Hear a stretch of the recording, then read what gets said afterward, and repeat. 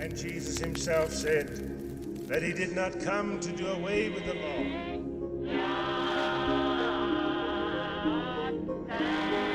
Not take us out of this world if he does not want us to be contaminated by it. This is the Adventist Pilgrimage Podcast with your hosts, Michael Campbell and Greg Howell. All right, welcome to a new episode of the Adventist Pilgrimage Podcast. And my dear co-host Greg is off in the Caribbean, sitting on a beach, sipping non-alcoholic margaritas, I'm sure. So we've all been hanging out recently at the Called Convention. So I know he and his family definitely deserve a little vacay. And so I've invited our good mutual friend and compatriot in Adventist history, Matthew Lucio himself.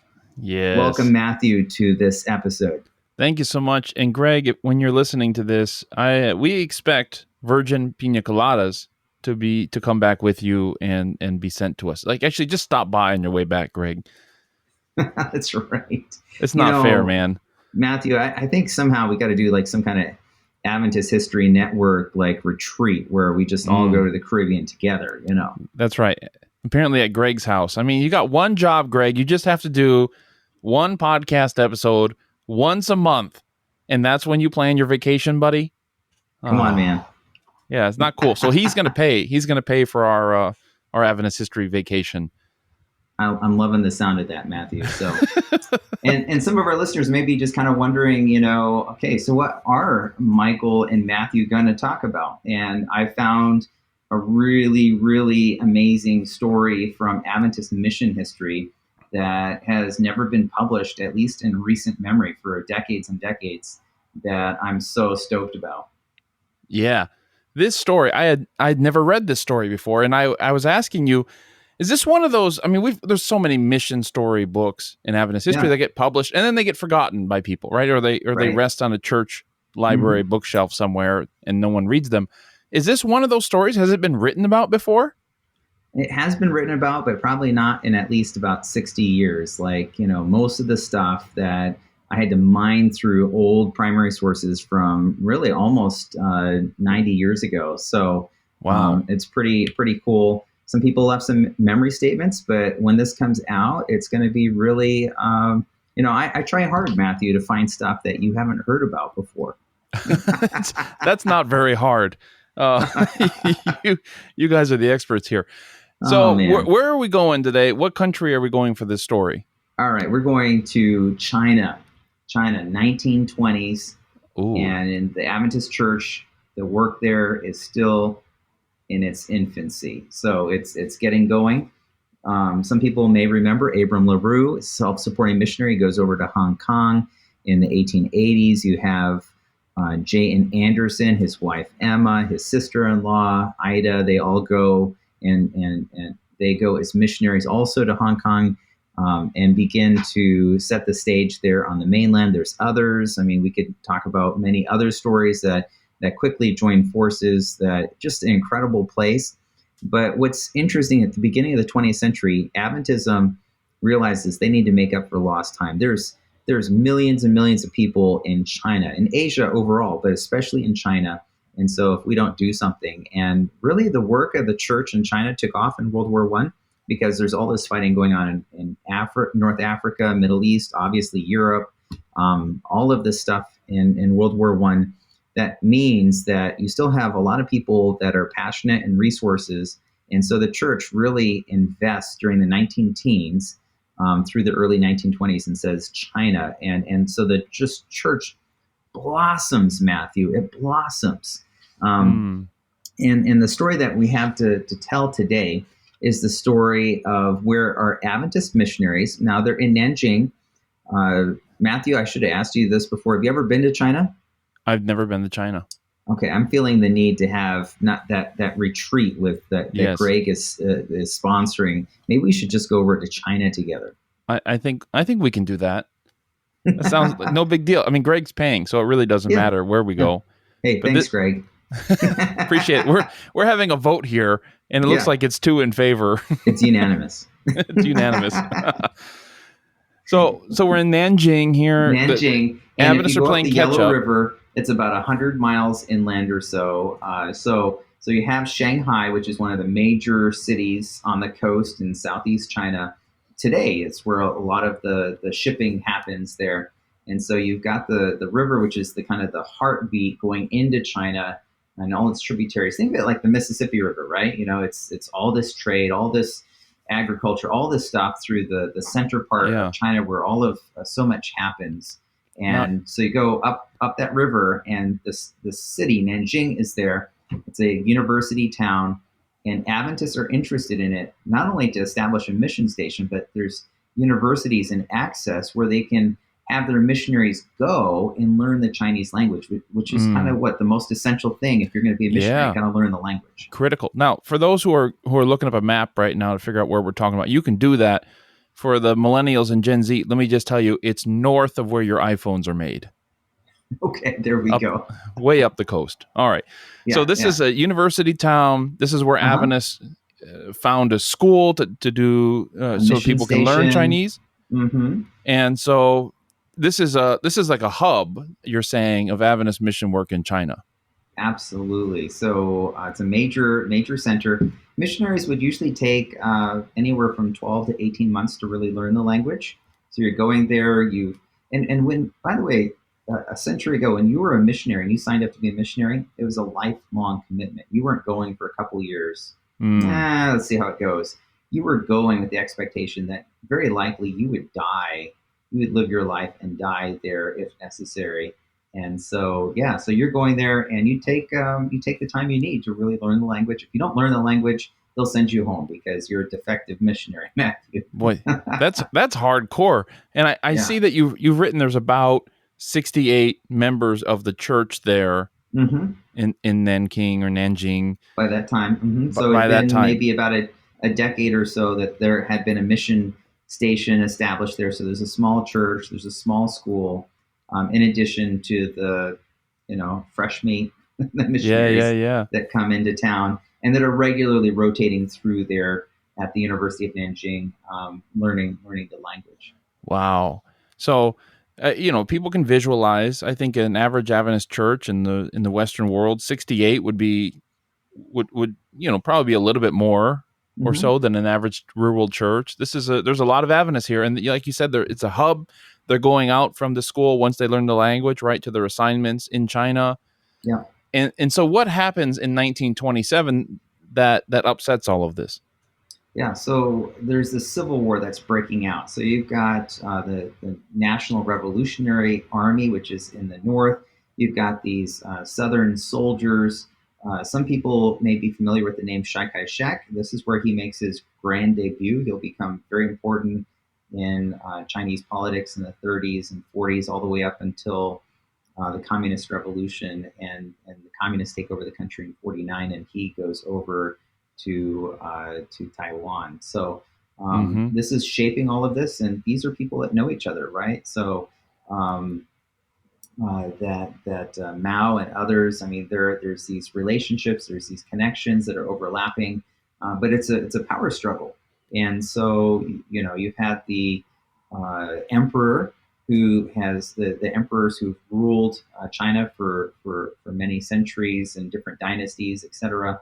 But now there's this power vacuum. And so who's going to kind of control? So you have these kind of warlords to the north, and then you have this southern soldiers, as they're called, under the generalship of Chiang Kai-shek. At first, they're actually a little bit sympathetic with the communists, kind of wondering if that could be maybe an alliance in order to kind of fight back these northern warlords and to kind of they're hoping to take over the country. Who's going to rule China? It's a lot of resources, a lot of people, and the crucial part is in 1927, early 1927, Adventist missionaries find themselves caught in the middle.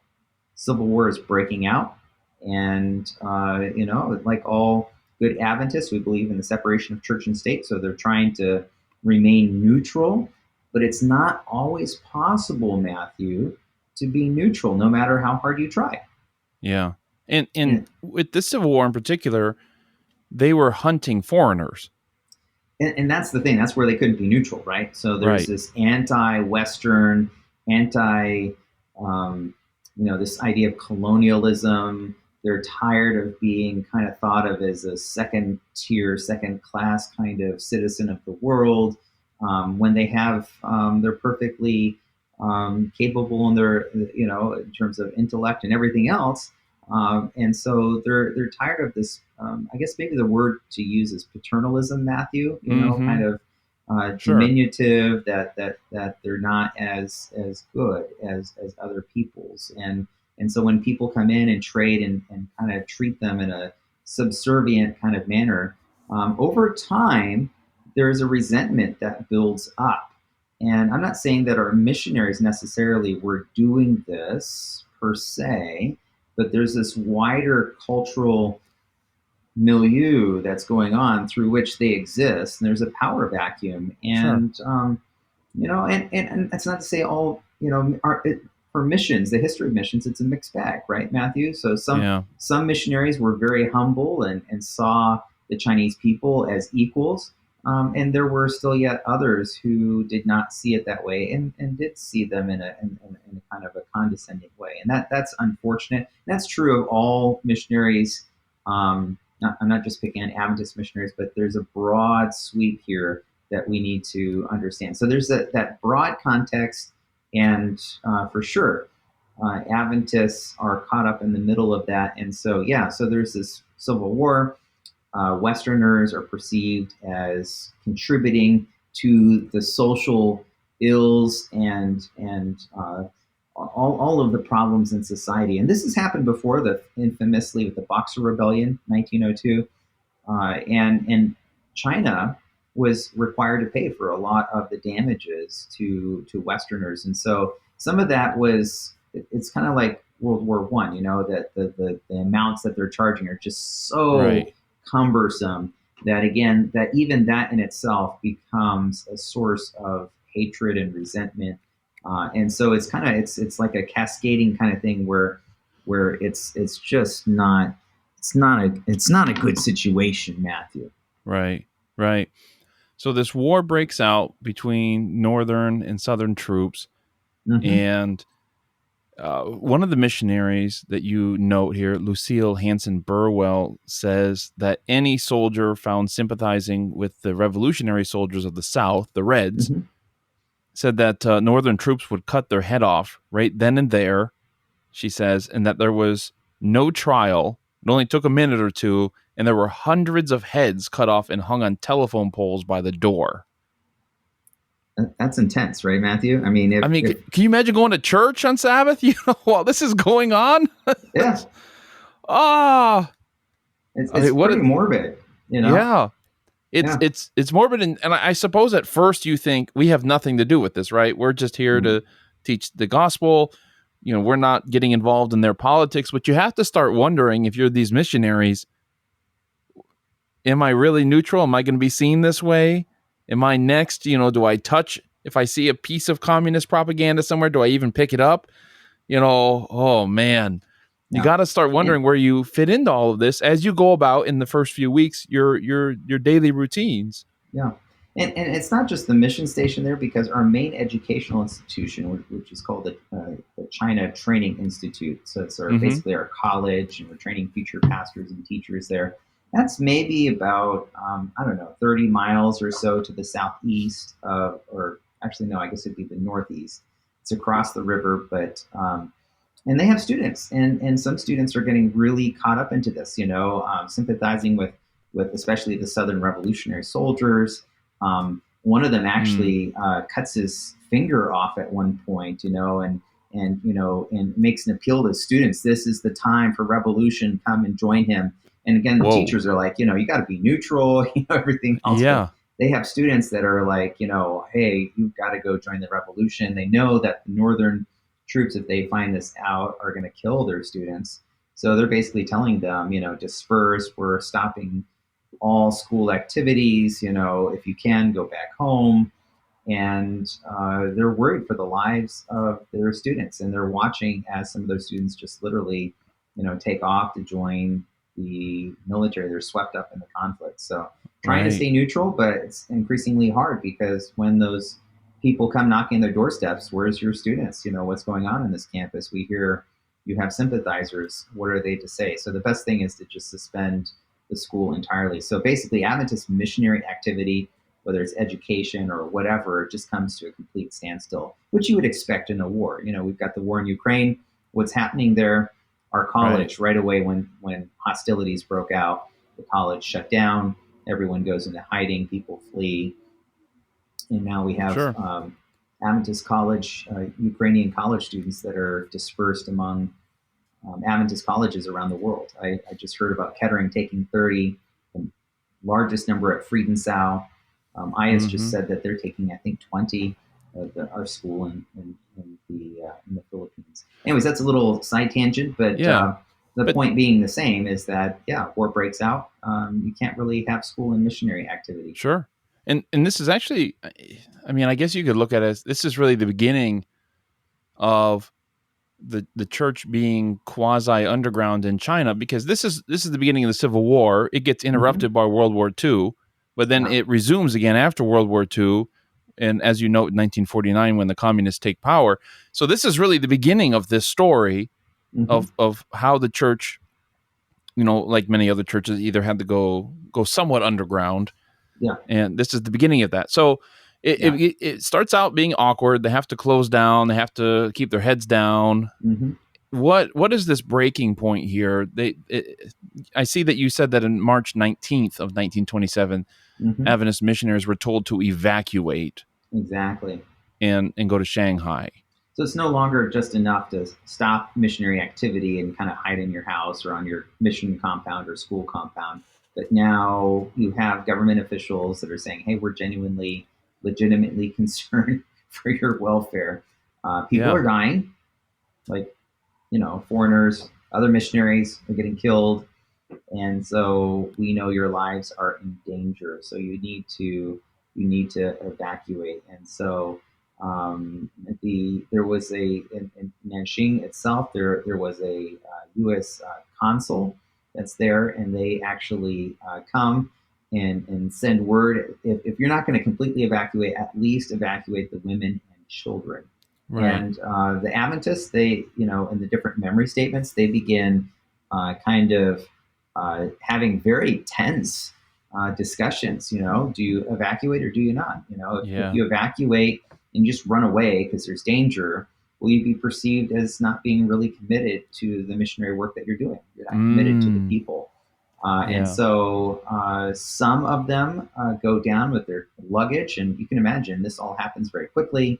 You've got to pack up your things. What do you actually take with you that is valuable? Maybe your photographs that you have, certain things. So they start packing up. Some go down to the river.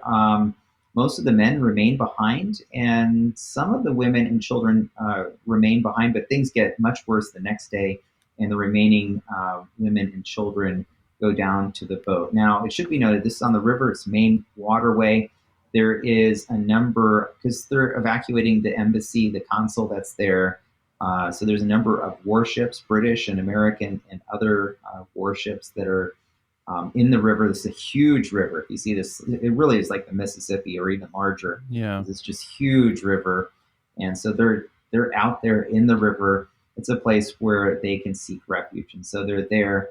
And then the following night, actually the night before the second group of women and children go, that one of the ladies that was there recounted how it was. They started hearing gunfire breaking out.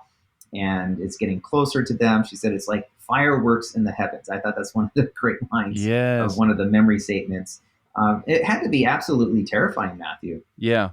Yeah. Just like the recent war in Ukraine. I can't imagine for some of the people what that was like. The booming of the cannon, all of the different things. That your life is in danger. You just hope that they don't start shooting towards you. Right. Yeah. You don't know. I mean, these women got in this American gunboat going down the river.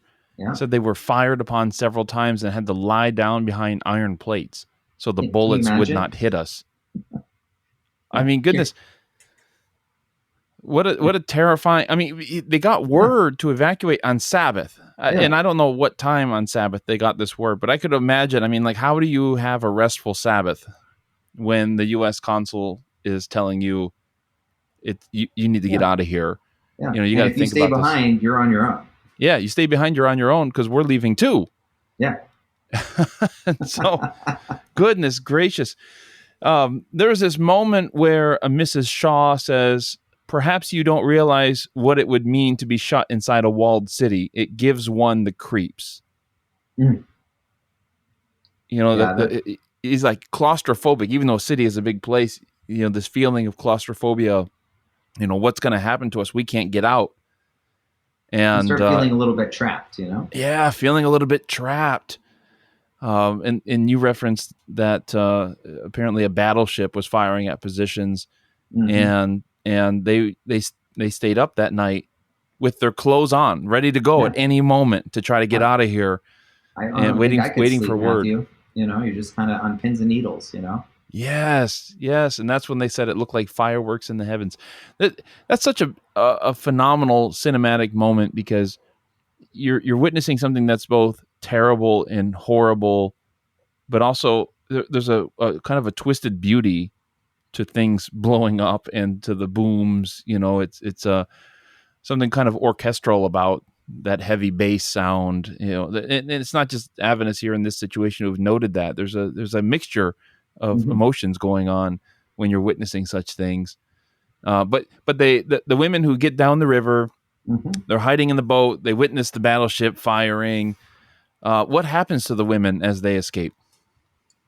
Well, they are able to actually stay on the battleship. Some actually get on to another ship that goes downriver a little ways, and they eventually will make their way down to Shanghai. The goal of this whole group is that they get to Shanghai. It's heavily fortified. If there's anywhere that would be safe for them or from which they can evacuate from China altogether if they need to, that's where they need to go. So they slowly make their way down the river.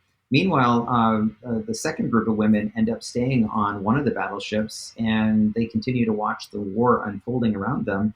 And the men who stay behind, they're left wondering what happened to them. For a while, they don't even know so I think they're going to survive. I think this is a question I'm sure someone is thinking about as they listen to this. Why didn't the men go with them? I understand they may be afraid of ruining the influence that they might have with the people that they're working with, the Chinese that they're working with.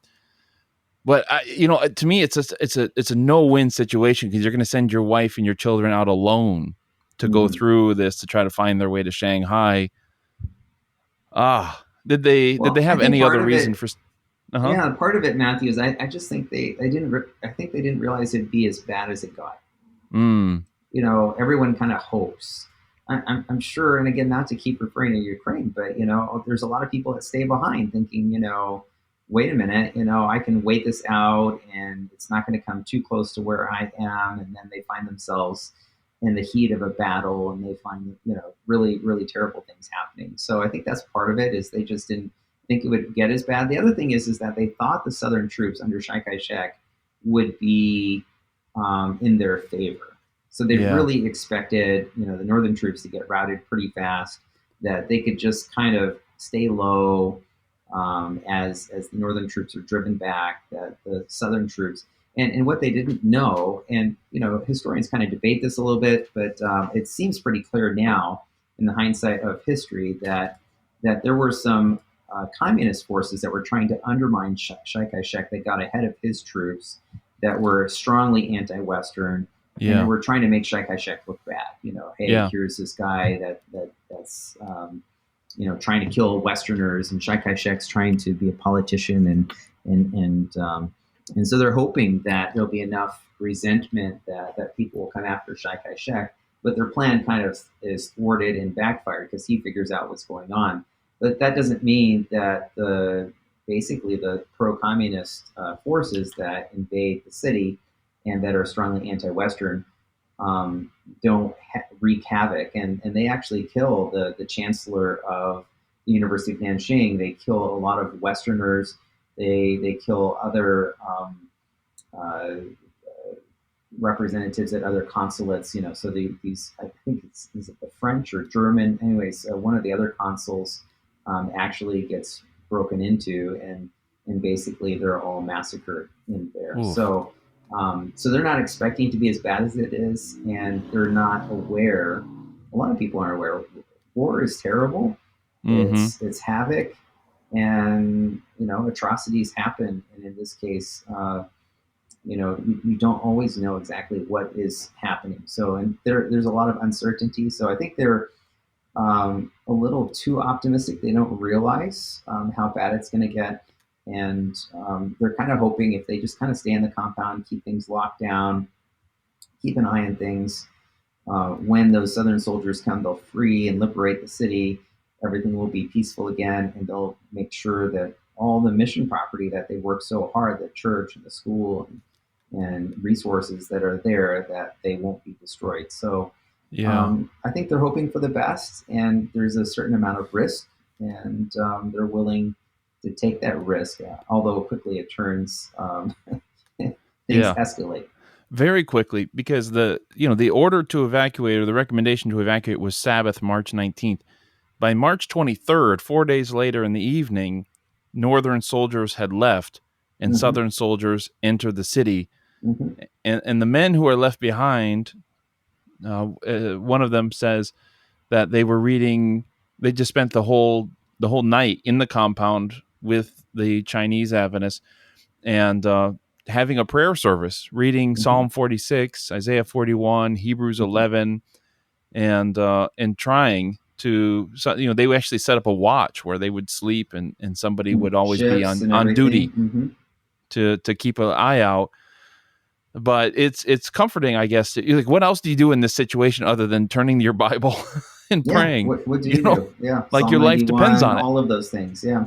Yeah. By the way, back to the women on the ship. I want to quote one of the things I found, a little vignette by, again, this is by Mrs. Shaw, talking about how bullets are still whizzing by them on the ship, and they're having to take shelter there. Yep.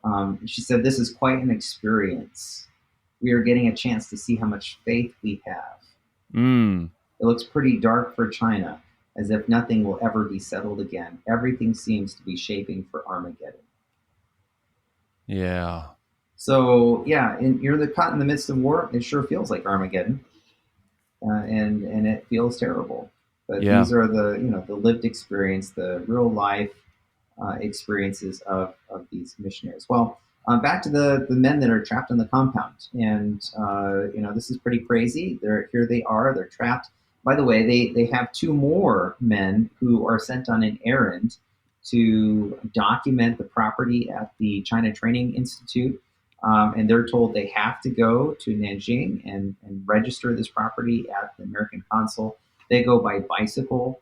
It's an incredible story. It's incredible. Yeah. They eventually make it, and after great fanfare, trying to get into the city and everything else, they make their way to the Adventist mission. So there's the men who are there, and then there's two more that end up joining them. So sometimes different accounts will have different numbers, but it's because there's two more that kind of join them. And then in the midst of that, one of the missionary men, actually in the midst of evacuation, he gets lost. Oh. The story is not as well known, but he gets lost. Poor guy, doesn't know his way around the city too well. Warfare, guns are breaking out. And some nice Chinese gentleman who he doesn't even know takes him into his home, throws Chinese clothes on him, and hides him. So I think that's just a testimony of the incredible goodwill of the Chinese people, that in the midst of war, they see this poor innocent missionary lost in the city. Yeah. They're like, poor guy's going to die. And great personal risk. I mean, this guy's risking his own life and hides him until everything kind of calms down and he can get him out of there. So crazy stuff, Matthew. Crazy. I'm a preacher, so just to preach for a minute, because I've noticed one of the threads in this story is how non-Adventist Chinese are taking care of these Adventist missionaries at a moment when they most need it. Just out of the blue. I mean, a couple of times at least, somebody will show up who has nothing to do with them, doesn't believe what Adventists believe, may not even be Christian, most likely, but shows up to help them. Yeah. And to me, what I tucked away in the back of my mind in understanding that was, man, be nice to people. Don't act superior culturally or religiously, because you never know whose help you're going to need when you're in trouble. And for Adventists who are looking toward a time of trouble, I always say looking forward to a time of trouble, but who's looking forward to it? Right. Looking toward, like, you don't know who God is going to work through.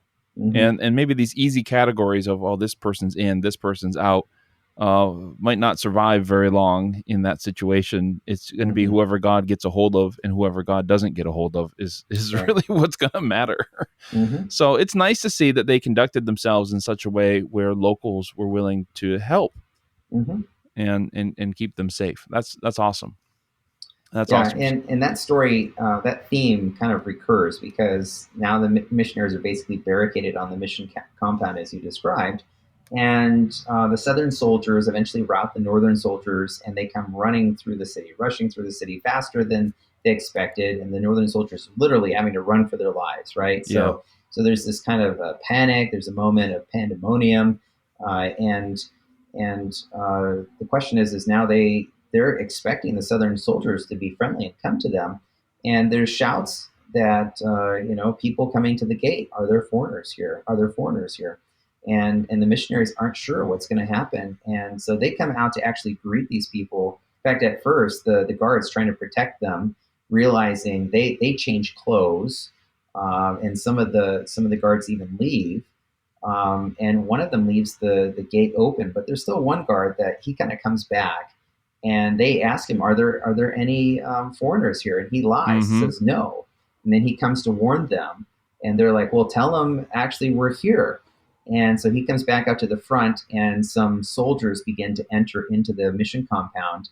And there is this man, and then here are the missionaries. And this creates this epic scene where the missionaries are hopeful that they've come to the rescue. They will be friendly soldiers, and they are trying to express, give them gifts, give them stuff, as presents, as way, kind of a peace offering. And in response, the soldiers raise their guns. They're like, there are foreigners here. Yeah. And then you have the guard that's there, that's caught in between. Now, there's different versions of this story depending on who you read and listen to. So some of the missionaries, they don't recognize who the man is. And they think it's just a random Chinese person. But the crazy part is that he intercedes on their behalf. So he stands between the guns and the missionaries and is pleading for their lives. And different accounts, some of them say that while he's facing them, talking to them, he's motioning with his other hand, basically trying to tell them to run. Yeah. And some of the missionaries, especially the ones that are learning the language, they're not as familiar. They look back. All the different accounts recognize that they never see this man again after this happens. So he's presumed that he literally actually gives his life to give the missionaries a chance to get out of there. That's amazing. Yeah, but what's even more interesting is Pastor Doolittle actually knows who the person is. Pastor Doolittle is the head missionary of that little mission compound there, and he knew the man. And he tells a little bit of the story of that man, because that man had been also one of these, overseas. They have these what they called coolies that you would ride in a little contraption thing that and then you'd be carried around on the soldiers, usually 2 or 3 of these. They called them coolies. He'd been a coolie at one time, but he noticed that this man was sick, and so he had him ride in the actual compartment, and then he went and walked along instead and got the man some medicine. He became fiercely loyal. There's no record that he ever became Adventist, but it shows you, at least in the midst of the anti-colonialism, anti-Western, everything else, here you have a missionary that is having to live and coexist in a certain society and culture where that was accepted forms of transportation, but he didn't see himself as better than even one of the persons that was carrying around him. He took the time to notice and care for this man. Anyway, so he basically, from everything we can tell, it appears that most likely he died. Missionaries, in the meantime, soldiers are shooting after them, and when guns are firing, Matthew, you run, you duck and run. And so they're ducking over the bushes and hedges there in the mission compound, and eventually they jump over the mission compound wall behind the compound, and there's a cemetery, and they could kind of hide and hold on. behind. I gotta ask about the wall here for a second, because Hartwell, one of the people you quote, says that when this soldier entered the compound in the beginning, before this other man interceded, it says he raised his gun and shot directly at us. Brother Shaw jumped the wall. The other 6 of us lay flat on the ground. And I just want to say, Brother Shaw, come on, man. I don't know. Someone's shooting at you. How high would you jump, Matthew? Well, I jumped too, but it's like, see ya, guys. I'm getting over the wall. Yeah, right. It's funny how that happens. And the other thing is the others jumped over pretty quick after. So yeah, I'm sure they did. They weren't too far behind. Yeah. Behind the mission compounds, this cemetery, different accounts of how, and there's little bamboo groves and forests and stuff. It's a big city, right? So, yeah. And so they begin to kind of duck and cover and hide in the cemeteries. They're trying to make their way as much distance as possible. I guess at some point the soldiers just gave up following after them, but there's still roving bands of Southern soldiers trying to route the north and looking for any Westerners. Mm-hmm. And if they find you, you're dead. You're dead. Yeah. So they go through the cemetery, and then they meet another Chinese person who's not a Christian who helps them find their way to the consulate. Is that right? Yeah. Well, they're kind of figuring, where do we go? Well, the best place, maybe the U.S. consul. It's protected. It has Marines. It's if there's any place that's going to be friendly, and they'll be able to save them. So they have to kind of do this circuitous route. They find someone, like you said, that is friendly and that's willing to. Again, it's hard to underestimate. Someone doing this is risking their life for these missionaries, and takes them basically over to the U.S. Consulate. Wow. So they get to the consulate. Do they get in? And does the consul help them, or what happens? Well, it's crazy because, it's war conditions. So they're not leaving the front gate open. Yeah. Right. So they're there, and there's Southern bands of soldiers that are marching along. It's one of the main thoroughfares in the city. So they're hiding across the street. And so they decide, this man that's been friendly to them, send a note, see if the guy can get to the U.S. consul, pass it to one of the guards, pass it in, and maybe the U.S. consul will open the gate and help them out. Still in a quandary what they should do. And while they're waiting for that response, some soldiers on the road spot them, and there's a great commotion. And they realize that they are in trouble. They're in grave danger. And if they go running, they're going to be chased by who knows how many soldiers that are on that road. And so that seemed to be a fruitless endeavor at this point. They've been had. And so they realized maybe the only chance is to run to the consulate, to the gate there that's locked, and basically plead for their lives. And so at that point, the U.S. consul had gotten the note. He comes out personally to the front and orders. And so just as they're literally running for their lives, people are raising their guns to shoot at these foreigners, right? They're ready, shoot to kill. And just at that moment, the consul has come out to the front, and they said it had to be complete providence that the moment that he came out, just the right moment to open the gate, as they had run across the street between two groups of soldiers. And again, they said, people were raising their guns to fire at them, and open the gate, and they're able to enter into the enclave of the U.S. consul. Almost sounds like, like a James Bond Mission Impossible kind of moment. Yeah. It's like, even what's that? The Saint. It was that old that movie from the 90s or whatever, where they're running to the consulate, or maybe it was an embassy. Right. Yeah, just at the time to get in. Just perfect. Yeah. Yeah, just perfect timing. Now, here's a point I want some clarification on, because one of the missionaries writes that they found that the American consul unlocking the gate, and he says, "We arrived at just the psychological moment, for as we crossed the road, some of the soldiers shouted, 'Kill him, kill them,' but another spoke up saying, 'No, they are Americans.'" Are these Chinese soldiers, or are these Marines who see people charging the gate and and think, "Oh, let's kill them," and somebody reassures them, "No, they're Americans"? But man, what a moment that is. There's Chinese policemen that are helping guard the outside of the consulate. Oh, I see. You have the Marines that are inside, The Marines are there to protect the consul, to protect his life and the property of the government, any of the official records and those kinds of things, So it's kind of like what you see in the movies, here's these guys, but they're ordered not to shoot.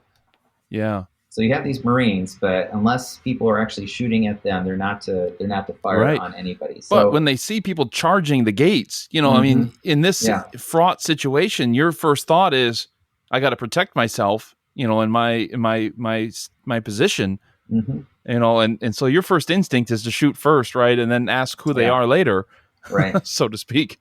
Yeah. So that's another little mini miracle in here. Become the center of wrath, and they're it's living life on a knife's edge. Yes. And at any moment, they know that they could potentially be killed, and so it's getting it's a challenging situation. The consul realizes this is not sustainable. They can't stay there, so they need to evacuate and leave. And so they come up with an evacuation plan, and literally had been working on that. Now the Adventist missionaries are part of this evacuation. And basically, there was a Standard Oil, which today is now known as Exxon. They had a headquarters there on the far side of the city, closest to the river. And they realized that's their best chance to get out of the city. It's the high ground. Best chance of survival is to evacuate the embassy, the consul. And so they do. And so they have a group of Marines at the front and the back. The U.S. consul actually gives to one of the missionaries his own daughter, like hold her, take care of her, and you hold the flag.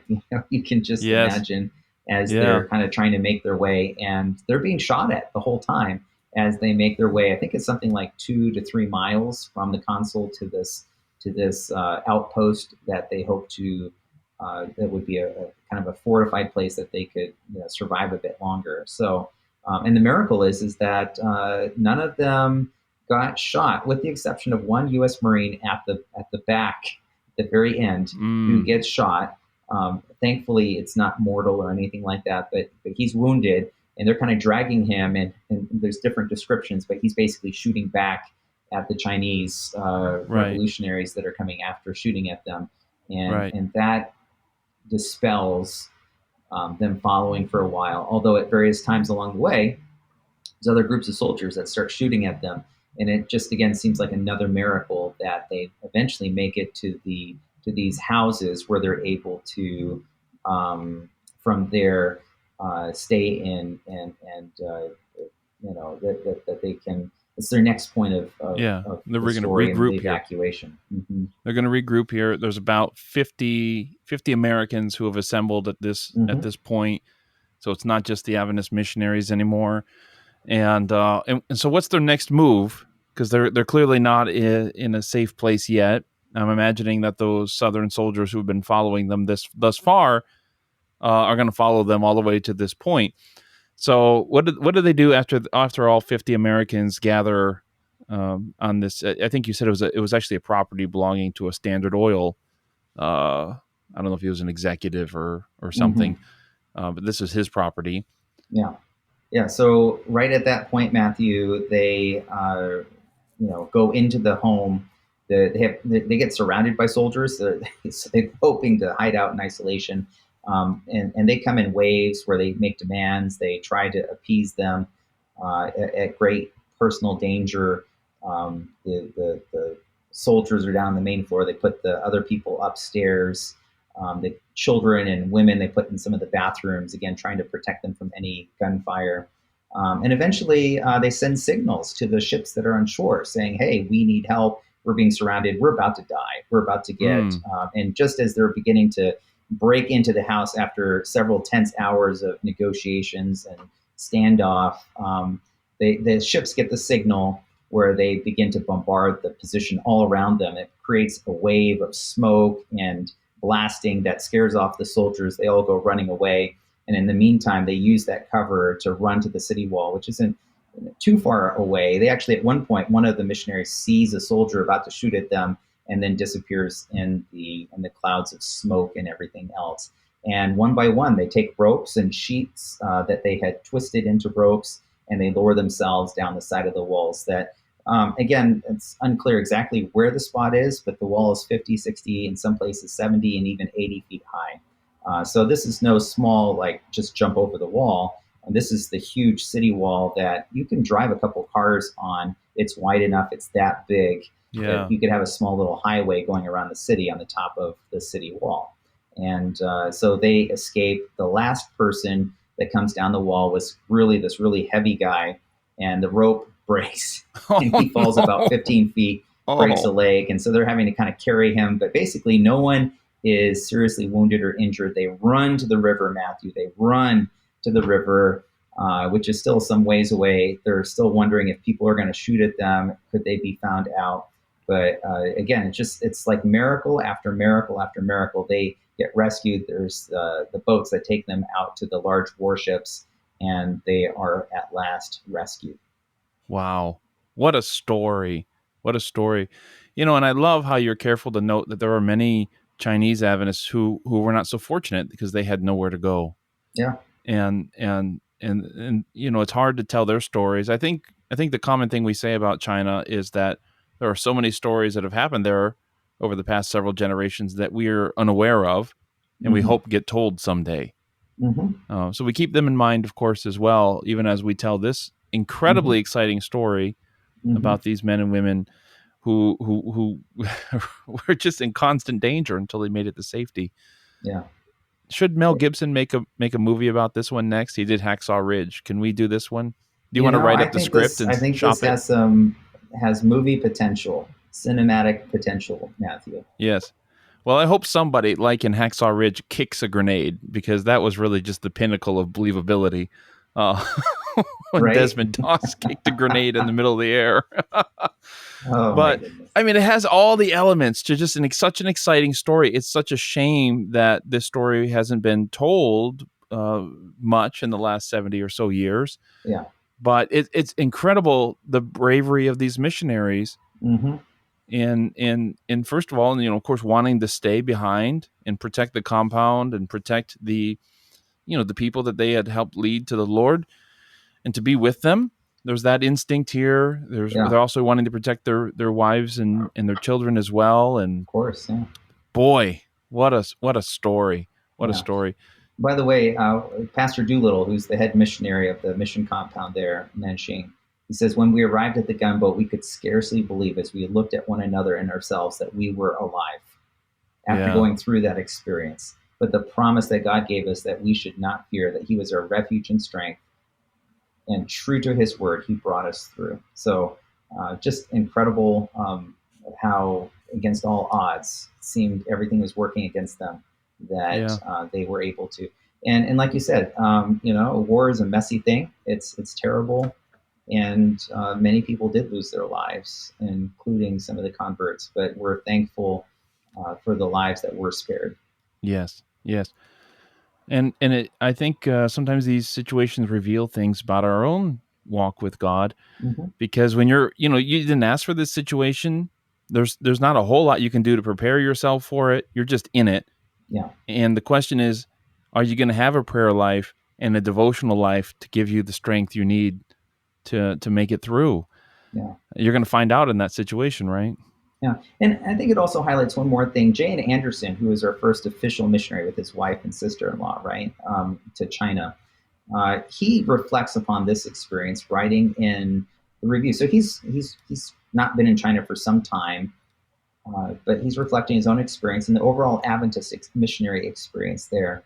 And he talks about, and I'm kind of paraphrasing a little bit, but basically how they had feelings of superiority, these Western and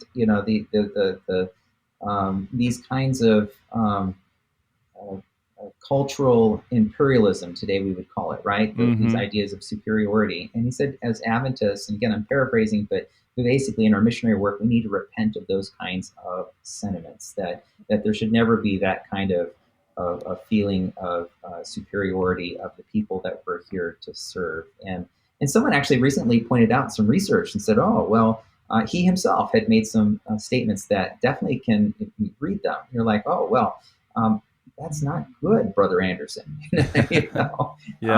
So I think he's self-reflecting his own experience, but this is the fruits of when, and of course it's not all in the Adventist missionaries. There's broader forces, political, cultural, economic, that were at work that all contributed to these kinds of things. But as Adventists, in terms of our Adventist missionary enterprise, Adventist missions is at its best when Adventist missionaries see themselves as servant leaders. They're here to serve the people. They're not here because in any way that they're better than them, right? Yeah. And that aspect of Adventist missions is still and remains very important. There have been many missionaries, and some have been good and some not so good. But Adventist missions is at its best when there is a view in mind that the people they serve, that the people that are coming to do the ministry are not in any way better, and that in any airs of cultural superiority or any other kind of superiority melt before the banner of Christ, before the cross of Christ,